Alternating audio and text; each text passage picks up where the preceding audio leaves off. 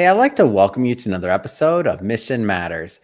My name is Adam Torres, and if you'd like to apply to be a guest on the show, just head on over to missionmatters.com and click on Be Our Guest to Apply. All right, so today I have Myntillae Nash on the line, and she is a product designer and founder over at Minty Fresh Designs. Myntillae, welcome to the show. Hi, thank you. All right, so we got a lot to cover today. I'm really excited to have you on and to announce to our audience that you will be an author in one of our upcoming books. So first off, I just like to say congrats. Thank you. I'm excited. Yeah, we're gonna have some fun, and I also want to get into Minty Fresh Designs. Of course, we're going to talk about your work there and really how you're helping your clients. But just to get this episode started, we'll start this the way that we start them all with our Mission Matters Minute. So, Myntillae, we at Mission Matters amplify stories for entrepreneurs, executives, and experts. That's our mission. Myntillae, what mission matters to you? Right now, I think the mission that matters to me the most is advocating for mental health in the entrepreneur world or just the business world, along with design, obviously. But I believe in advocating for mental health for people so they can succeed in whatever they want to do. It's great, and love bringing mission-based individuals on the line. And when we were talking and kind of preparing for the interview, and obviously there's the business side of what you do at Minty Fresh Designs, but then there's also goes hand in hand with your beliefs and ethics and philosophy around mental health, the importance of it. And I think it's something that we as entrepreneurs do not talk enough about and does not get enough eyeballs or views in the press or media. And so that's why I was excited to get your views on it, and also like your journey, and also really just to let other people know out there like that, you know, it's a serious thing, and that as entrepreneurs we have a lot of pressure on us. We have a lot of other things going on as well, and the more we talk about it, I feel like the more that we all have an opportunity to grow from that information and gain resources, right? So I guess just to get us kicked off with the overall discussion, maybe tell us a little bit more about your background and really how you got started on this path.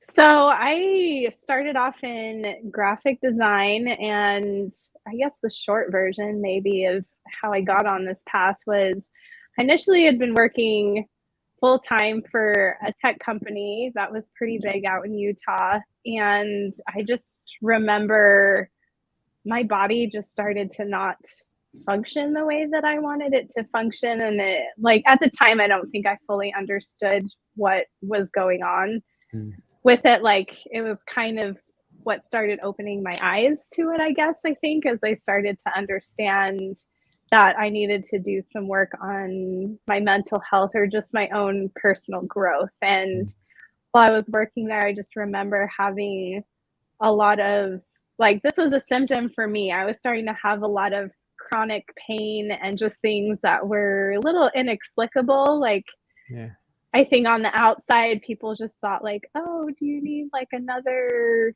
chair or something that was, I forget what those chairs are called, but the ergonomic chairs, that's the word I'm trying to think of. Just stuff like that, where they think like, oh, is this what you need? But I just remember feeling like there's just something that's off, or this is not helping me grow the way that I personally need to grow, or something. Like, it was really hard to explain, I think, at the time, but I just remember, at least in retrospect, I can see it more clearly now, how I just feel like I was reaching some of my limits, and there was also, I think, some unaddressed trauma from my life that hadn't really been looked at, and it was starting to affect how I was showing up at work, or even just feeling like I was reaching my full potential. And I remember at the time, I took a big leap of faith by actually quitting that job and stepping away from it so that I could actually just do what I really wanted to do and focus on my health. At the time, I don't think I realized it was focusing so much on my health, but it actually did tremendous stuff for me to actually just take the leap of faith and start my own business. Because I know at the one job that I had, I think I had reached my limits and potential. Like, I felt like I'd reached the ceiling and the cap of how I could grow there. And I didn't realize how that was actually affecting me Mm. mentally and physically and emotionally and all that stuff. And so I think that's why mental health has been such an influence for me and why I'm such an advocate for it, because I just learned so much, I think, about my own self, and have found a lot of healing for myself more than in any other way, just Mhm. going on my own and starting my own business. And it Yeah. hasn't always been easy. I will definitely attest to that, but like I'm definitely a lot happier and healthier now than I have been before. Or even when I've tried to go back working for other people, I've just been like, no, this is not the healthiest me. Mhm. And that's why I think I'm all about helping, encouraging other people. Not that I think everyone needs to be an entrepreneur per se, to be like their healthiest self, but at least being aware of who they are and what they need. But that was the start of my journey, at least So how I got I here. And so wanna I feel like a lot I could say about it. and thank you for sharing that, seriously. And Mm-hmm. I wanna stick in some of those earlier days a little bit longer because Mm-hmm. you quit your job. I mean, I call it the jumping off point. Some people say jumping off the cliff. Some people say, I mean, there's a lot of different terms for it. But if I can Mm-hmm. take you back to that moment in time, like what was that like? Had to be kind of scary, huh? Oh, definitely. Even though I had friends and family, I feel like that were very encouraging, especially some of my relatives are like, oh, Mm, you're always busy. Because I basically had what was now my current full time job, or like, self employed now. I was doing that as a side gig for a long mm, time until I took the plunge to do it full time. But people always told me, like, you're always so busy with this work and stuff. Like, I feel like you'll just be just fine. But, regardless of what people say, like, yeah. I feel like it's still nerve wracking. Like, you don't know what to expect. Like, it's definitely very Mhm. different than having someone send you your own, they take care of the paycheck. Like, you just show up at work and then you get it. But Yeah. when I think of how I felt, um, in in relation, I'm trying to think of how the best way to word it. Like, Mhm. even though I think I was scared to take the plunge, when I Yeah. compare that to how I was actually feeling at that job, if I'm honest, I remember Mm, I cried a lot in the bathroom. I yeah. think I was just so unhappy. Like, I'd hide in there in between, like I'd take breaks and I would Mm, just like, I was having breakdowns all the time because I mm, just knew, I think part of it was I was not happy. My body was physically reacting to it, even though I knew I was skilled at the job that I was at. But I think, I don't know, there was something about feeling limited in what I mm, could do or how I could grow there that was holding me back. And mhm. at least for me, my body physically reacts to certain stuff when Yeah. it's not right for me. And so for me, I was like, okay, either I can keep suffering like this if I want to keep crying in the bathroom, or if I keep wanting to have this chronic pain, then fine, I can stay here, or I can take the plunge. Mm, And so I had to work through that fear a little bit because I was like, I didn't know what to expect or how mhm. it was going to help me. But overall, like, it was a very positive thing. And I'm Yeah. much happier doing my own thing than I ever was working for someone else. And I will admit, too, I did try going back at one point in time working for someone else full Mhm. time. And that was even worse, I think, than the first one, if I'm honest. Hold on, Like, so it, you didn't well, learn the first time that it wasn't for you. You went back, "Hey, I give well, you credit." yeah. Well, I think there was a part because I was just like, I was struggling with a lot of stuff in my personal life. And I thought, just like, Mm, okay, maybe if I go back here, it'll help alleviate some of this. But it actually ended up being a very toxic environment for me, and actually did the opposite effect, I think, from what I was hoping for. And so even through that experience, I mm, also became, I think, even more of a mental health advocate, because I'm like, for people to thrive in their jobs and enjoy what they're doing, I feel like we need healthy environments. We need to mm, care a lot about how other people are doing, I think, in our jobs. And if we're mm, facilitating environments that are conducive to people, I think thriving is the best word mm. I can think of. And Yeah. when we're not helping create that, I think, for other people, I think, um I think we do a detriment to our own businesses and our own selves and for other people. And I think that's why I care about it so much and want to talk about it more. Because I think, regardless of what field or industry that you work in, I think it impacts all of us more than we want to realize. And I hear a lot of stories, like, it doesn't matter if you're in the same field as me or completely different fields. I think we influence our professional circle, even our personal circle, more than we realize. And if we have this negative, toxic environment, or just not aware of other people's well-being, like, I think over time we start to see negative effects in our businesses, and it shows eventually over time. It might not be super apparent in the very beginning, but I think over time it does affect a lot of things, or you start to lose good people who you work with, or I don't know. There's a lot of things I could talk about with that, but I think that's why I care about it so much, because I think a lot of us would thrive more in our businesses or have more success if we prioritize this more in our life, or we're just like more aware of how we were influencing other people. And just, I mean, our jobs are such a huge portion, I think, of our day-to-day lives.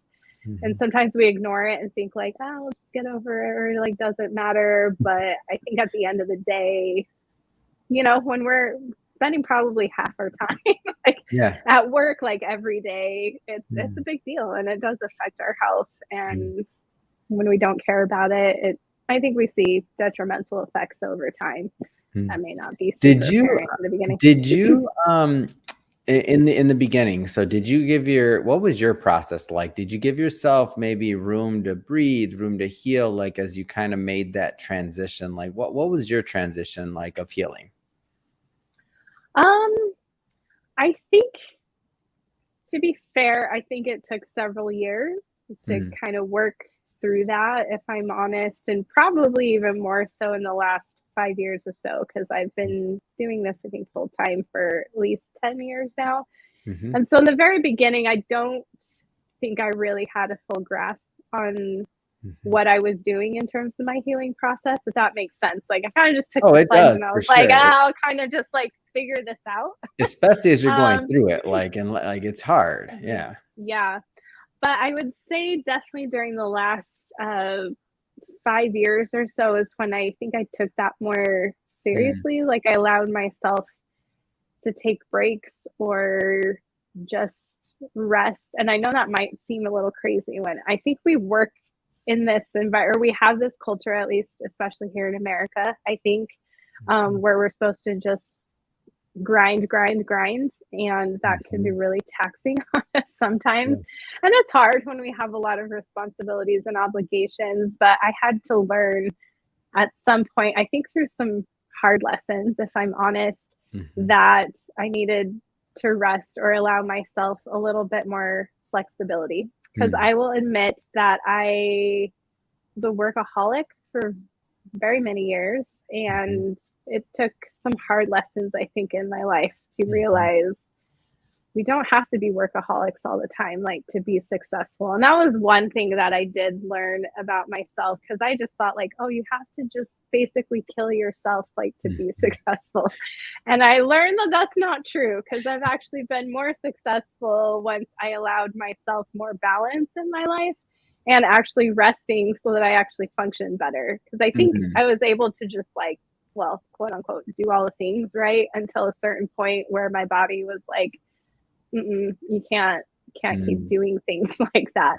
Like, I was able to do it for so long until I reached my calf, I think. And then I just kind of like collapsed a little bit. And then I was forced to, I was forced in the sense, like, you have a choice now mentally if you want to change things, that you can be a more functional entrepreneur or person, or whatever you want to label it, or you can just keep doing what you're doing but probably not see as much success. And once I started allowing that as more of my schedule, or just paying more attention to my body, like, okay, I'm feeling a little overworked right now, I need to just take a break. Or if I just need like a half-hour nap in the middle of my day, whatever, to keep going, it's okay. And I've actually and that sounds funny to say, but like the more I've allowed myself to do that, I've actually experienced more success and more thriving Yeah. personally and as a business owner. So Oh, I'm for like, sure. oh, And I oh, don't okay, like,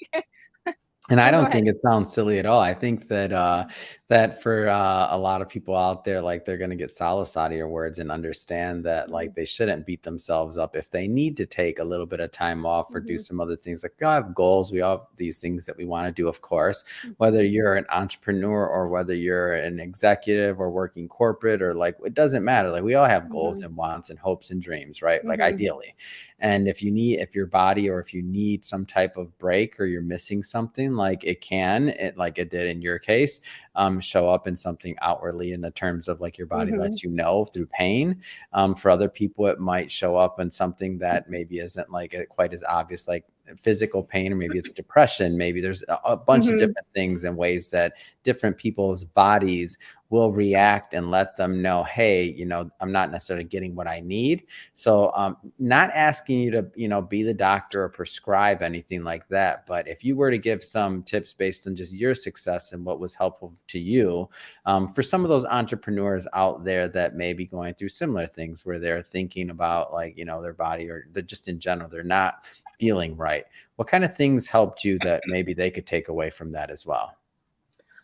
Some of them are kind of like what you said. I think if you start feeling really depressed, or just a lot of physical and possibly mental exhaustion, I think that's a sign of reaching our limits Yeah. and our capacity. I know I had suffered at one point in time from brain fog, and I think that was coupled with just a lot of exhaustion too.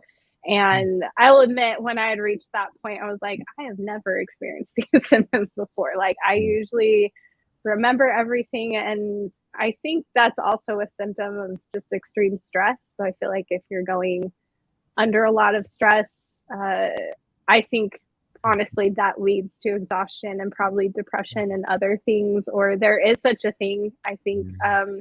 Not I think I know. It's called stress induced depression as well, which I think a lot of those are kind of the signs of that. So if you're aware of that and just take a break, I think a lot of it just is allowing yourself permission to take a break. And this is more than I think our society likes to say, like, oh, just go on a vacation, whatever. Like sometimes it might be more than that. Like a vacation might be the gateway, maybe to allowing yourself the rest that you need. But I think sometimes it's okay to step away. And that was a hard lesson for me to learn. Like not step away Yeah. permanently. I'll clarify that. But like maybe you just need like a few days off or like a week off to reset or something. Mhm. And that might be important like for the long haul or the grand scheme of things. And for me, that was really hard for me to actually acknowledge or even be okay with for several years because I just always thought like I have these responsibilities to other people and my clients, and they're all really important to me. Mhm. Um, but I'll be honest, I'm now at a point where the people in my circle,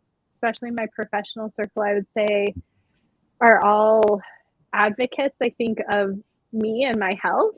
And Yeah. so it is a little bit easier to say, like, okay, I'm not doing well right now. Like, give me a couple of days, like Yeah. to reset or whatever it is that I need. Or maybe I don't respond, like, or I say, like, I need a break. I might not be as responsive right now for the next little while. I need a reset for myself. But then I'll be more functional and I know that I'll function better and be able to produce better products and Yeah. designs and stuff like that for people. And I think that's true for everyone in any industry. I think it's just it's a cultural problem in our work Mhm. culture here in America. Like we think we're just supposed to keep working, working, working, and there's you know Mhm. this what do we call it? I guess the grind is what I always Yeah. hear, and I just think like why do we believe so much in this? I don't know. For me, I think I have a hard time with that belief because I'm just kind of like, well, we can keep grinding Yeah. till we stop functioning. And there is a point where I think you do need to do that maybe in the Mhm. beginning when you're starting off a business or something, but I don't think it always needs to be like that is my Mhm. opinion because I think we're human, we're not robots. and we have to take care of ourselves too. And if we don't take care of ourselves, then I think we have a hard time taking care of our clients or our customers or just whoever we're working with in our business. Like I think we have our limits, Mhm. and in our society we just don't really accept that a whole lot, Yeah. like taking care of ourselves. But I personally believe that if we take care of ourselves, we will thrive more and find more success. And I've Mhm. definitely seen that in my own business as I, allowed myself to actually care more about my well-being. Then I started seeing a ton of growth, like whether in sales or numbers or just like Mhm. all sorts of stuff in my business. I'm like, oh, this actually does work. Like you don't have to kill yourself to find success. So Oh, and that's I why I want think to tell other people that. Like, I think we forget that or just don't believe it for whatever reason. yeah, and I think one of the interesting things, as I've gotten to know you better, is that you take this same passion for mental health and really the amount of empathy that you've been able to build up and Mm-hmm. cultivate, whether it was natural, you had it Mm-hmm. always, or if this kind of like it just makes you more in tune with what's going around Mm-hmm. you. Considering your profession and what you're doing over at Minty Fresh, I mean, UX, UI design, branding, development. Like, how does your some of this experience you've had translate into creating really what you're doing for your clients, which is phenomenal user experiences? So as you mentioned, empathy is a key skill Yeah. or something that you need to have as a UX designer. And I think for some people that's probably, or when I say some people, some designers, that's Mhm. probably a developed skill over time. I think I've been blessed in a weird way my Mhm. whole life of having empathy for people in general.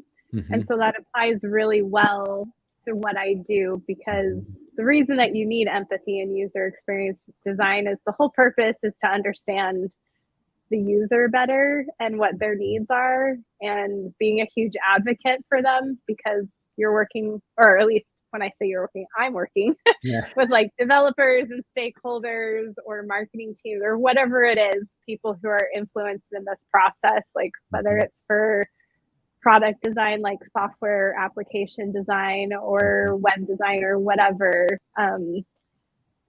Other people who are, maybe that's not their strong suit or what Mhm. their role is dedicated to, that's where I come into play, where Mhm. it helps me advocate for the user, because sometimes that's missing in the middle for people. And so the fact that I've developed the skill of empathy, especially through just my own personal experiences, I Mhm. think it just translates into me just caring so much about users and what will create a good experience for them. Like, Yeah. and it goes down to even just like super minor detail with what I do. But I think it's been super helpful. And maybe that's just naturally why I ended up in this career. I don't know, just because I had the Mhm. natural skill set for it or something. Because empathy, I'm realizing, is not something that everyone has. And I'm not Yeah. downplaying that, but it is crucial for what I do in Mhm. creating designs. And it's not just about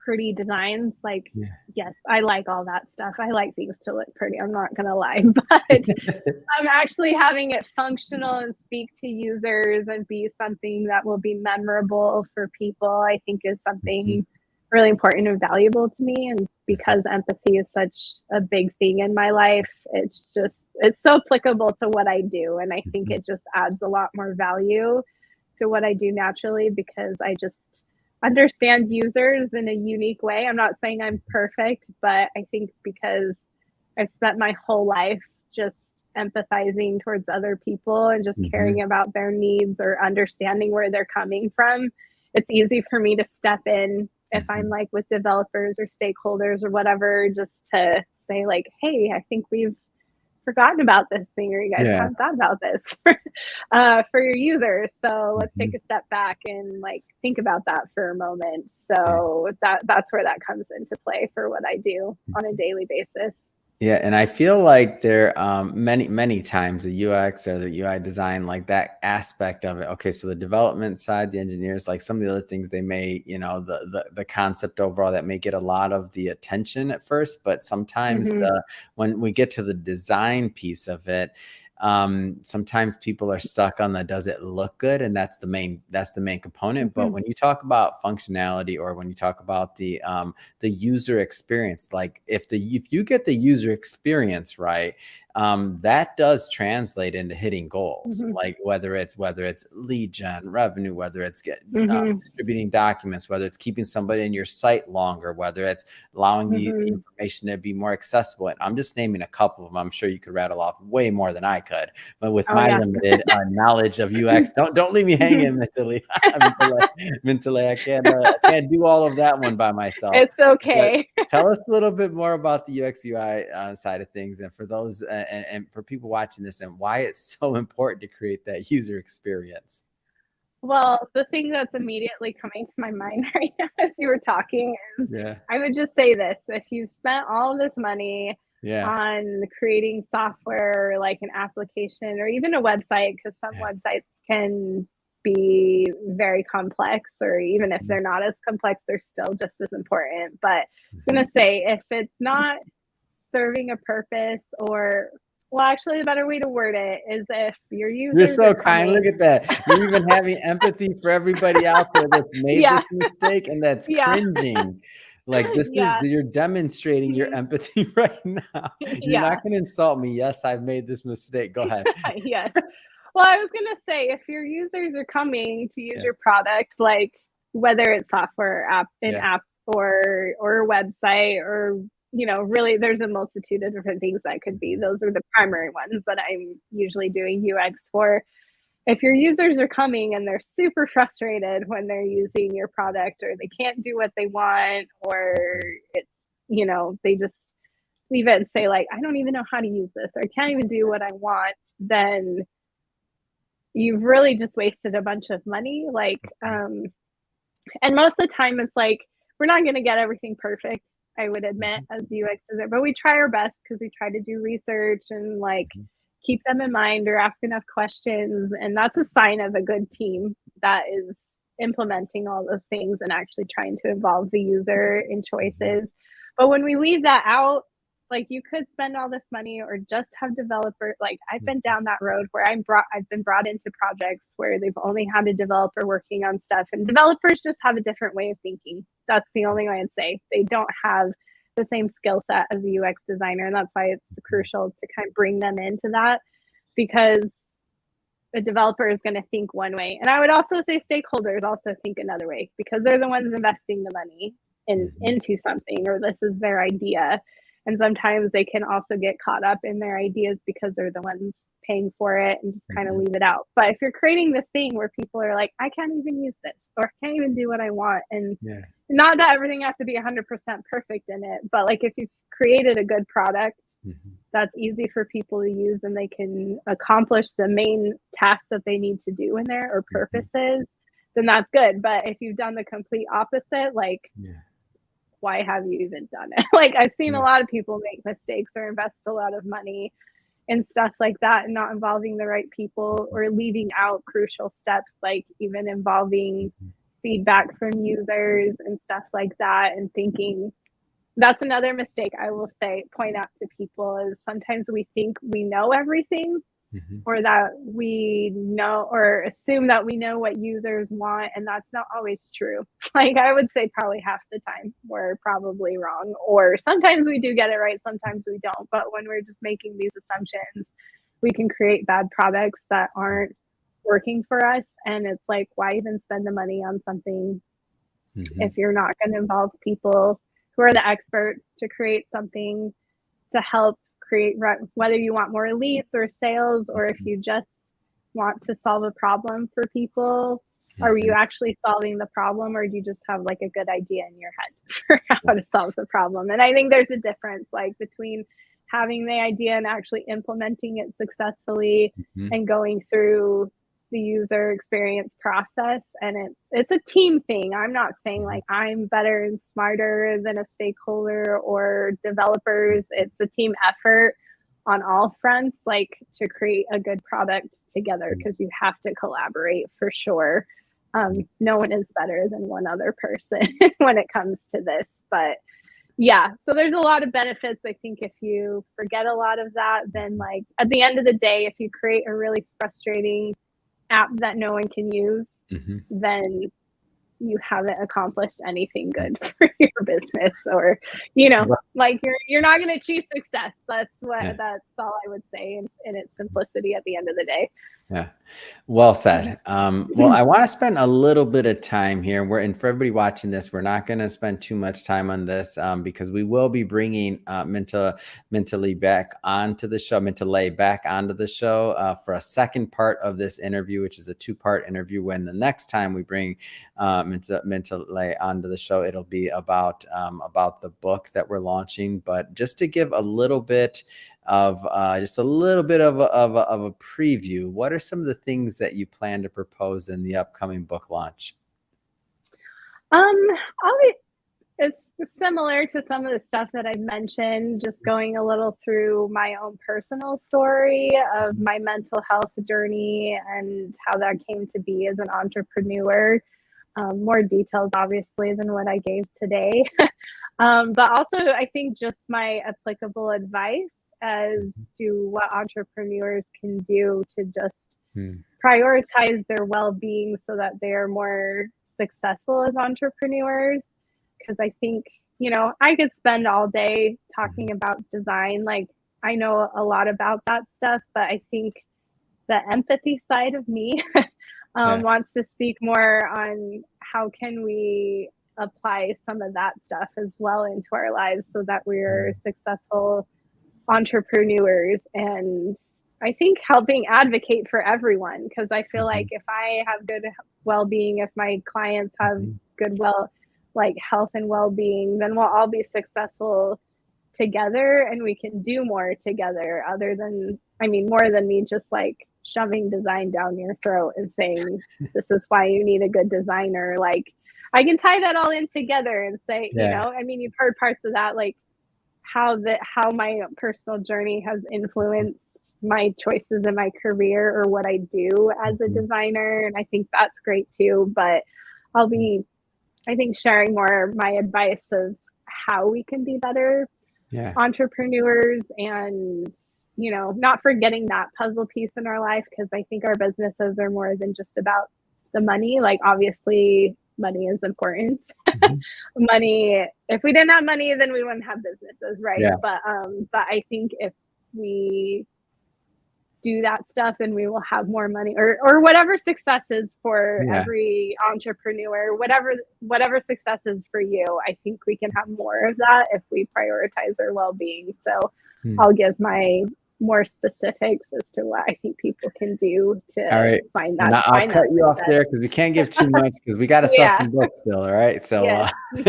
but that being said, and well, we're obviously going to bring you back on the show and we'll do a deep Mhm. dive into the book once it's live. But that being Yeah. said, first off, it has been great having you on the show. Thank you. What's next? I mean, what's next for you? What's next for Minty Fresh? What's next? Oh, I'm trying to figure out how to recap it, but like I've had a lot of really cool offers for Mhm. growth this year. So a lot of really amazing clients I've been working with, and hopefully some more. But yeah, I think Minty Fresh Designs will definitely be growing in 2023. So I'm excited to see where that takes me, and a lot of big decisions I think to make. But Yeah. yeah, I'm excited for where this is going. Like, it's the first time in a long time that I'm like, yay, I'm excited to see where this goes. That's exciting. So That is good. And if somebody's watching this and they want to learn more about Mini Fresh Designs, what's the best way for them to do that? you can go to my website. It's Minty Fresh Designs, but spelled like my name. So Mynti and then fresh designs with an S.com. That's the easiest way, because I have a lot of information on there that goes through my process and my services, and how to contact me. But I guess if you also prefer, you can go to my business page on Instagram as well. Like it's just Minty Fresh Designs on there.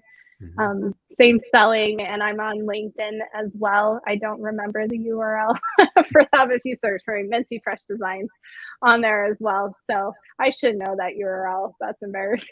All good. No, it's all good. Yeah. And we're going to put all of that information in the show notes anyway, so that our audience can just click on the links and head right on over. So don't worry about that. And speaking of the audience, if this is your first time with Mission Matters or listening to an episode or tuning in, we're all about bringing on business owners, entrepreneurs, experts, and executives and having them share their background, their mission, their businesses, and why they do what they do, like what motivates them, what's their mission in life.